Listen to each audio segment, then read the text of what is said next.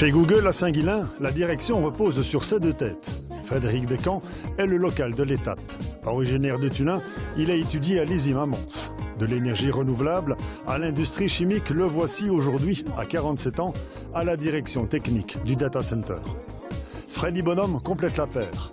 À 54 ans, il est le responsable informatique du centre. Originaire de Liège, il a travaillé dans l'industrie papetière et dans le secteur pharmaceutique. Il est à l'origine du data center de Saint-Guilain.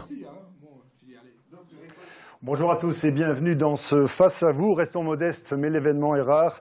Nous recevons sur ce plateau les deux directeurs du data center Google de Saint-Guilain. Freddy Bonhomme, bonsoir. Bonsoir. Frédéric Descamps, bonsoir. Bonsoir. Merci d'être là. On ne vous sépare jamais. On a essayé d'en inviter un, il a refusé. On a invité l'autre, il a refusé. Vous êtes toujours à deux? Ouais, pour les décisions importantes, oui. Dans le travail en tout cas? Dans le travail en tout cas, oui. Ça veut dire deux fonctions, j'imagine, bien différentes? Tout à fait.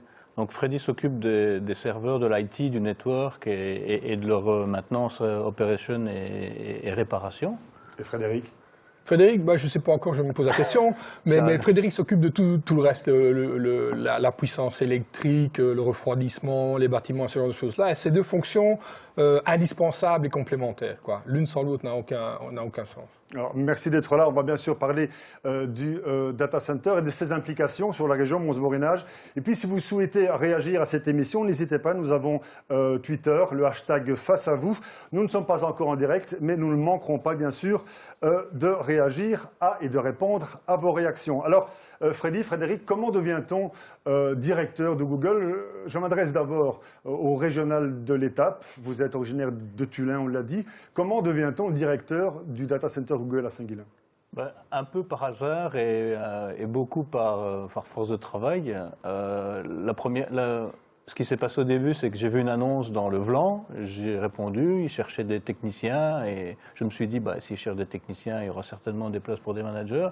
Et de fil en aiguille, après 4 ans, on arrive à être directeur du centre de données. Freddy, ça veut dire que ce n'est pas une mission impossible de travailler pour Google, même en Belgique? Ce n'est pas une mission impossible. À l'époque, quand j'ai postulé, par hasard aussi, je ne pensais pas que Google allait s'intéresser à un petit Belge passé 50 ans déjà à l'époque en disant trop vieux, quoi. Bon, hein, ça ne va pas le faire. J'ai postulé parce qu'un ami m'avait proposé, m'avait montré l'option et puis j'ai été étonné, j'étais hyper content et puis depuis ça se passe bien, quoi. Alors, un petit rappel. À Saint-Guilain, qu'est-ce qu'on y fait? Bon, ce sont des installations très impressionnantes. Google vient de réinvestir 300 millions. Qu'est-ce qu'on y fait? On stocke des données, mais encore? Tous les services que Google offre sont disponibles à partir du data center de Saint-Guilain, entre autres. Et donc, on a une série de serveurs, d'unités de stockage, éléments réseau. Et donc, tous les services tournent sur nos clusters. Et ça permet d'avoir accès à vos emails, aux vidéos, à YouTube, à Google Maps, ce genre de choses, quoi, tous les services. En chiffres, c'est impressionnant. Les 13 data centers Google, il y en a 13, je ne me trompe pas, génèrent quotidiennement plus de 3 milliards de recherches. Tout ne se fait pas à Saint-Guilain, mais ce chiffre est impressionnant. Oui, le chiffre est impressionnant et ça veut dire qu'on doit avoir un réseau excellent entre ces différents data centers. Comme ça. Voilà. Et 100 heures de vidéos uploadées par minute. Oui, par minute, oui. Voilà, il faut pouvoir gérer ça. Pourquoi Google a décidé d'installer, Frédéric, un data center d'abord en Wallonie et puis dans une région, si pas défavorisée, en tout cas en recherche d'une nouvelle dynamique et qui n'a pas forcément réussi sa reconversion? Pourquoi sont-ils venus ici? D'abord, il y avait l'opportunité d'avoir un espace disponible et surtout, les deux majeurs vecteurs de notre industrie, c'est des fibres, donc de la communication qui est disponible, et de l'énergie électrique. Et en plus, cerise sur le gâteau, à Saint-Guilain, on était proche du canal qu'on a pu utiliser pour les unités de refroidissement. Donc on puise de l'eau dans le canal, on la nettoie, on la rend pure et on l'utilise pour les unités de refroidissement. Premier critère géographique, second critère l'équipement en fibre? Oui, le géographique, c'est quand même bien centré par rapport à l'Europe. Et alors, l'électricité et les fibres, c'est vraiment les deux prérequis pour pouvoir installer un data center. Une situation politique stable. Quoique, mais bon, stable quand même. Alors, Freddy, il n'y a pas que Freddy Bonhomme, il n'y a pas que un data center en Europe. Il y en a trois. Il y en a trois en Ouais. Finlande.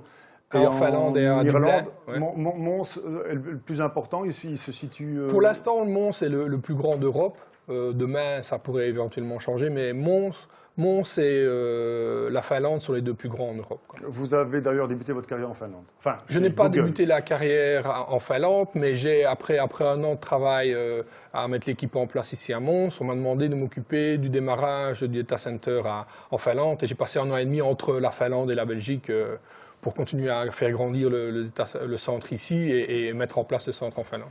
Voilà. Pour visualiser ce qui se fait dans un data center, pour aller à la rencontre des hommes et des femmes qui font ce data center, je vous propose un extrait de cette vidéo tournée par Google sur ceux qui travaillent à Saint-Guilain.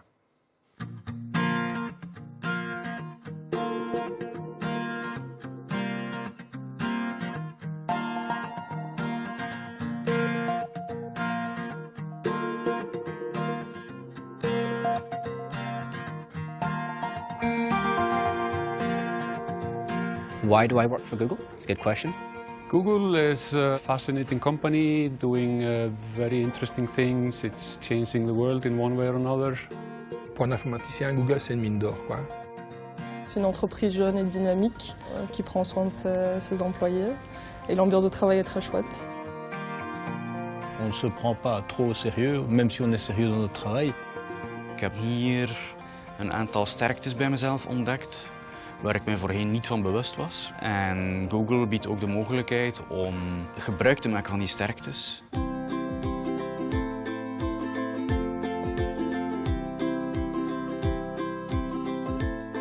Bien sûr, il y a une opportunité chez Google, justement, c'est l'évolution. You can propose solutions, you can propose things to work on, and in most cases you will get a support. On doit être plutôt pluridisciplinaire que grand spécialiste du dernier domaine, quoi. On cherche des gens qui n'ont pas nécessairement d'expérience en informatique, mais qui sont prêts à relever le défi et venir travailler avec nous. Ça va de ce profil-là jusqu'au profil ingénieur système relativement spécialisé qui va gérer pour nous des projets et ce genre de choses, quoi. En passant aussi par des gestionnaires d'équipe et ce genre de choses-là, quoi. Ce qu'on demande, c'est des gens avec l'enthousiasme, le dynamisme, qui savent s'intégrer dans la culture de l'entreprise et qui sont volontaires, qui ont envie d'apprendre et qui ont envie de bouger, et qui disent ce qu'ils pensent. Freddy Bonhomme et Frédéric Descamps, les deux directeurs de Google, sont nos invités. On l'a vu sur ces images. D'abord, ce sont des images assez rares. On n'entre pas à Google comme, excusez-moi la comparaison, on va à la poste. Tout à fait. C'est hyper surveillé chez vous. Tout à fait. Pour quelle raison? La sécurité des données de nos utilisateurs, c'est sacro-saint. Et de plus, c'est un environnement industriel. Et donc, bon, c'est pas un environnement touristique, quoi. Alors, malgré ça, une ambiance tout à fait décontractée. C'est vraiment, Frédéric, comme sur ces images, chacun est content d'être là et partage ça avec l'ensemble de l'équipe? Oui, je pense que c'est un esprit d'équipe qu'on essaye de garder, même en grossissant, on essaye de garder vraiment cette bonne entente et cette joie de travailler ensemble, en fait. Parce qu'on est tous les deux convaincus que quand on est bien dans son travail, on peut fournir du travail de qualité et surtout faire face à des événements plutôt ensemble qu'individuellement, et on est forcément plus fort. Est-ce que c'est important pour Google d'avoir un homme du cru, donc un homme de la région, pour diriger son data center? Est-ce que c'est un plus? Je pense que c'est plutôt un plus qu'un prérequis. C'est clair qu'avoir l'habitude de travailler dans la région avec des gens de la région permet aussi de pouvoir trouver des sources locales au niveau de la sous-traitance, mais aussi de communiquer, je vais dire, de manière très très franche et directe avec les personnes du coin. Est-ce qu'il y a un profil pour travailler chez Google? Est-ce qu'il y a une fonction type ou alors chacun, au départ en tout cas, sur papier, a sa place? Tout le monde a sa place. Je crois que c'est la passion, l'enthousiasme, l'intérêt pour ce qu'on fait, la faculté de pouvoir travailler en équipe et individuellement, pouvoir s'intégrer dans des équipes multidisciplinaires. Évidemment, travaillant pour une société multinationale et ayant des gens d'un peu tout horizon, l'anglais, la maîtrise de l'anglais est importante aussi. Malheureusement, c'est un des points délicats pour nous, pour recruter, mais bon, c'est des qualités fondamentales qu'on recherche d'abord. Alors, un petit jeu, enfin, si on peut appeler ça un jeu, quelques citations, vous allez me donner l'auteur de cette citation. Alors, qui a dit, quand on engage un collaborateur, s'il est hyper compétent, mais ne parvient pas à vous intégrer, à s'intégrer à l'équipe, ça n'ira pas. Qui a dit ça? À nous deux? Oui. C'est toi, je pense. Mais c'est vous. Voilà. Donc ça, c'est une vérité. On a beau être bardé de diplômes, si on n'entre pas dans le moule, on peut appeler ça un moule Google, ambiance de travail décontractée, mais aussi, j'imagine, objectif Tout à fait. à suivre, à remplir. Ouais. Oui, on est sérieux, hein, contrairement à ce qu'on peut penser, mais c'est un peu la mentalité anglo-saxonne. On travaille dur et on s'amuse bien, quoi. Et les deux vont ensemble, les deux vont de pair. Deuxième citation, on a du mal à trouver des collaborateurs francophones qui parlent anglais. C'est pas très difficile. Probablement moi aussi. Bon, on va dire Frédéric. Alors, ça, c'est le grand souci apparemment. Surtout dans le domaine qui m'intéresse plus particulièrement. En IT, c'est un peu plus normal d'avoir un éveil à la langue, à la culture anglaise, américaine, etc. pour les publications. Dans le domaine de la technique, c'est moins le cas, surtout dans notre région. On se focalise plus sur l'aspect technique plutôt que l'aspect pluriculturel. Pour être clair, hein, pour prendre un exemple concret, vous avez besoin d'un menuisier voilà, pour des travaux au sein de la structure. S'il ne parle pas anglais, ça n'ira pas. Disons. Ça va jusque-là? En fait, non, parce qu'en fait, on doit faire la part des choses, nous, et c'est peut-être l'avantage d'être local qui permet de pouvoir faire la distinction. C'est clair que c'est beaucoup plus facile d'avoir un contrat écrit en anglais avec le menuisier du coin, parce que c'est pas de souci, quoi. Nous, on sépare les choses qui sont vraiment critiques et qui nécessitent une communication internationale au niveau de notre société, de notre groupe. Des choses qui sont un peu moins importantes et des choses de la vie de tous les jours, on peut se passer d'avoir une maîtrise en anglais si c'est pour faire des travaux d'entretien qui ne touchent pas au cœur de notre business, en fait. OK. Troisième citation. Donc, on parle de Saint-Guilain, l'un des data centers les plus modernes et les plus efficaces au monde.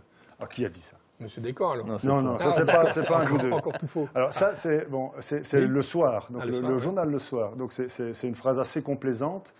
C'est grâce au couple, au duo, Freddy Bonhomme et Frédéric Descamps, ça? Non, c'est la recherche fondamentale que Google fait et depuis le temps que Google investit dans ces data centers et les renouvelle et les améliore sans cesse. On n'arrête pas d'améliorer, on n'arrête pas de changer ce qu'on a à l'intérieur. On est en train de construire un deuxième building ici, il sera différent complètement du premier. Si on en met un troisième demain, il sera encore différent, on n'arrête pas, quoi. On est toujours à la recherche de la dernière amélioration. Vous qui avez fait un passage en Finlande, au data center de Finlande, mon petit doigt m'a dit qu'il y avait des investissements prévus là-bas. Ouais. Ça veut dire que ça va devenir le data center le plus, pas compétitif, mais le plus important? Les deux vont grandir l'un après l'autre ou en même temps. On veut avoir deux data centers et on veut les faire monter en puissance de manière équivalente, quoi. Alors, quatrième citation, qui a dit à Saint-Guilain, d'autres entreprises du World Wide Web pourront s'installer, 3 petits points, des centaines d'emplois vont être créés ou ont été créés, mais nous n'avons pas assez d'ingénieurs hautement qualifiés. Vous l'avez croisé il y a quelques jours.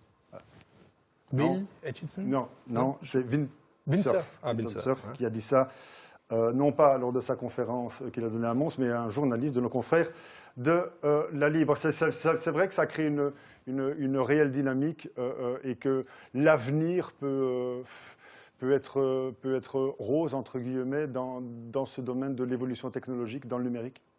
Ça peut être un catalyseur, en tout cas. Ça peut inspirer d'autres à venir s'installer. Si Google l'a fait, pourquoi pas d'autres, quoi. Je pense que ça peut mettre une image positive et inciter les gens à voir les choses différemment et à tenter les choses différemment aussi. Alors, on l'a dit, Vint Cerf était à Mons en conférence à l'invitation de Google et du Mundanium. Un petit mot sur Vint Cerf, donc c'est un des pères de l'Internet, chief évangéliste chez Google.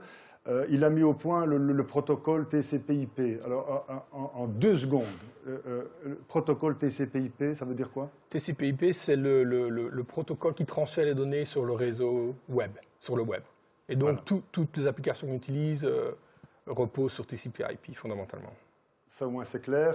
Voilà, un extrait de la conférence de Windsurf. Il n'était pas venu seul, il était venu avec ses Google Glass et cet extrait s'y rapporte. Chris, how are you? Hello, good. Hello, good. Bonjour. Please. Bonsoir. You take that side, I think, huh?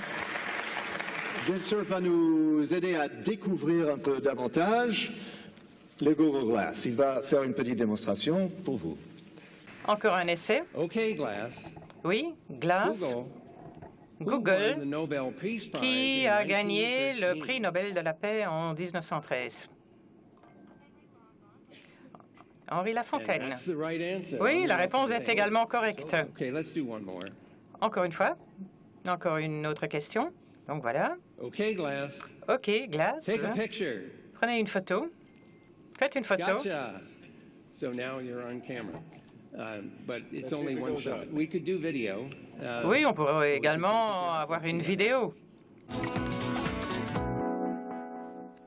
Important, la venue d'une personnalité comme Windsurf à Mons, lieu d'un data center et lieu de présence de Google, j'imagine, pour vous? Oui, très important. Déjà, la première chose, c'est que pour les geeks qui sont chez nous, c'est un peu rencontrer le Jimi Hendrix de celui qui aimerait la pop. Et donc, il est venu chez nous faire ce qu'on appelle un all hands. Donc, c'était une discussion ouverte avec certains sujets, avec tout notre personnel de data center. Et c'était assez animé, en effet, déjà. Alors, on y fait référence dans le petit extrait, on fait référence à Henri Lafontaine qui, avec Paul Auclair, ont créé le Mundanium. Il y a une relation privilégiée entre Google et le Mundanium. Elle est basée sur quoi? Sur une histoire commune. Bon, on a eu ce que le monde a référé comme étant le Google de papier, hein, le Mundaneum. L'archéologie du web. Oui, l'archéologie du web. Et ce qu'on fait, en fait, il y a une analogie assez poussée entre tout ce qui avait été pensé et imaginé à l'époque et réalisé avec des moyens rudimentaires et ce que Google a réussi à faire de manière technique aujourd'hui. Voilà. Avec le Mundaneum, Google a décidé d'investir dans les communautés locales, investir dans certains projets. Un des projets soutenu par Archetype a eu l'opportunité de rencontrer Windsurf. Donc ça s'est passé au BAM lors d'une rencontre entre Windsurf et les patrons d'entreprises tournant autour du numérique. Je vous propose de revenir sur cette société Archetype qui a créé dans le cadre de l'exposition Andy Warhol le Pop Maton. C'est un reportage de François Maquet. Lors de sa visite à Mons, Vinton Cerf, un des fondateurs d'Internet, a rencontré de jeunes entrepreneurs ou artistes actifs dans le numérique. C'est ainsi que les deux membres de la SBL L'Archétype lui ont fait découvrir leur dernière création, le Pop Maton, installé au BAM dans le cadre de l'exposition Andy Warhol. C'est un photomaton qui permet aux visiteurs d'obtenir un quart d'heure de célébrité au sein du musée, comme l'avait dit Andy Warhol en 1968. On rentre dans la boîte et puis qu'est-ce qui se passe? Alors on rentre dans la boîte, on a le choix parmi 4 couleurs pour faire son portrait. 4 couleurs qui sont celles de Google, car pour mettre au point leur dispositif, les deux concepteurs se sont adressés à la célèbre entreprise via le Mundaneum. Pour eux, si Andy Warhol avait été actif aujourd'hui, il aurait utilisé le nom, le logo ou les couleurs du moteur de recherche. On a présenté le projet avec des images de synthèse. On a expliqué le principe de la projection dans le musée, du site internet. Et puis de là, ils nous ont dit c'est génial, votre idée est super. Donc on va vous aider. Donc ils nous ont principalement aidés financièrement et nous ont donné donc les droits évidemment d'utiliser les couleurs pour les photos. Le visiteur choisit donc la teinte qui lui convient. Une fois la photo prise, l'image se retrouve sur l'écran et sur popmaton.com. La fabrication du meuble comme la conception du site a été gérée par l'équipe de l'Archétype, une ASBL qui se veut point de jonction entre culture et nouvelles technologies. Le but du Pop Maton, c'est vraiment donner et offrir la possibilité aussi aux spectateurs de devenir acteurs de sa propre culture. Et c'est vraiment aussi un leitmotiv qu'on peut retrouver chez l'Archétype, notamment dans les 2 secteurs de prédilection dans lesquels nous travaillons, qui sont la culture et la santé. L'ASBL a en effet construit des consoles de jeux pour sensibiliser au sida et qui seront installées dans les hôpitaux. Les photos prises au BAM ont donc plusieurs vies, dans le musée, sur le site et puis ailleurs via les réseaux sociaux. En tout cas, ça fonctionne. Le pop maton ne désemplit pas, au point que les serveurs souffrent un petit peu. Mais l'idée est de toute façon de faire évoluer le projet dans les mois qui viennent. Et c'est vrai qu'à chaque fois, il y a toujours quelque chose d'hyper intéressant dans la valorisation de la personne, dans la valorisation du spectateur. Après, c'est clair que le côté extrêmement ludique et populaire aussi, parce qu'il faut le dire, on est vraiment parti de cette idée, comme l'expliquait Aurélien, par rapport à Andy Warhol. Voilà, aujourd'hui, ça passe par les réseaux sociaux, ça devient quelque chose qui est incontournable.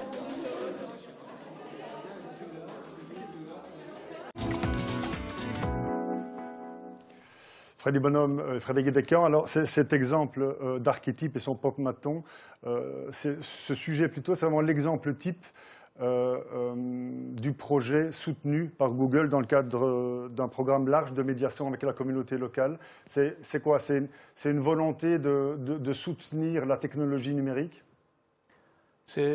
Oui, la technologie, ça c'est clair, c'est un des leitmotifs. On veut promouvoir la technologie au sein de la communauté et on veut aussi pouvoir donner un petit coup de pouce à des projets qui sont en voie de naître et qui ont besoin d'un peu d'aide logistique ou financière et qui montrent ici qu'avec très peu de moyens, quelque part, on fait quelque chose qui a beaucoup d'effets en fait. Ça veut dire que vous êtes à la recherche d'associations, de structures non commerciales qui pourraient avoir des projets dans le cadre de la sensibilisation aux technologies? Tout à fait. Sensibilisation aux technologies, l'éducation, les mathématiques, les sciences, l'informatique, tous les métiers qui sont un peu délaissés au jour d'aujourd'hui. C'est un peu contradictoire à une époque où on a besoin de plus en plus de spécialistes dans le domaine. Il y a de moins en moins de jeunes qui s'intéressent à ce genre de carrière. Et donc, on veut pouvoir redynamiser ça. Et l'autre axe, c'est l'utilisation des technologies du web, des technologies modernes, des méthodes de marketing modernes dans la société montoise, wallonne, belge, et accroître ça, quoi. Vous allez d'ailleurs soutenir un des projets ici à TLMB dans le cadre d'une émission créée pour Mons 2015, une émission qui va naître au printemps 2014. Il y a clairement un appel à projet de Google. On donnera l'adresse sur le site de TLMB dans la partie face à vous. On pourra trouver cette adresse, mais il y a clairement un dossier que l'on peut compléter. Tout à fait, tout à fait. Pour l'instant, je crois qu'il y a 7 dossiers qui ont été approuvés et qui sont à différents stades de recevoir les subsides. Et on en a d'autres qu'on doit revoir encore cette année. Et il y en a 1 ou 2 qui seront sélectionnés. Et puis, ça continuera l'an prochain. On est ici sur le long terme. Hein. Le data center, il n'est pas ici pour 2-3 mois. Avec les investissements qu'on fait, on est ici pour le long terme. Et on veut s'intégrer, on veut favoriser un tissu social et économique. Voilà, rapidement et en conclusion, Frédéric, quel impact ça peut avoir ça, sur une région en voie de redressement, ces aides apportées? Ce n'est pas des aides importantes, mais c'est des aides apportées à des petites associations qui ont des idées, qui sont hyper dynamiques et qui veulent prendre leur place? Un peu le même genre de dynamique que celle qu'on utilise dans nos sociétés. En fait, on pense qu'on a beaucoup de moyens, mais on essaye de faire avec très peu, mais faire beaucoup. Et c'est un petit peu l'idée qu'on veut semer en disant, une fois qu'on a l'idée, la volonté et qu'on se bouge pour dire d'avoir un peu de moyens, on arrive à faire quelque chose. C'est l'idée des projets. En fait. C'est sur cette phrase positive qu'hélas, nous allons déjà nous quitter. Ça passe vite, c'est 20 minutes. Je vous l'avais dit, ça passe vite. Merci beaucoup d'avoir été nos invités, Freddy Bonhomme et Frédéric Descamps. Je rappelle que vous êtes les 2 directeurs inséparables du data center Google à Saint-Guilain. Merci encore. Juste vous rappeler que vous pouvez réagir à cette émission sur notre hashtag face à vous. C'est bien sûr sur notre compte Twitter. Et puis cette émission sera visible sur le site de TLMB, tlmb.be, et sur aussi notre channel YouTube TLMB TV. Voilà, merci de nous avoir suivis. Excellente soirée à tous. À très bientôt. Au revoir.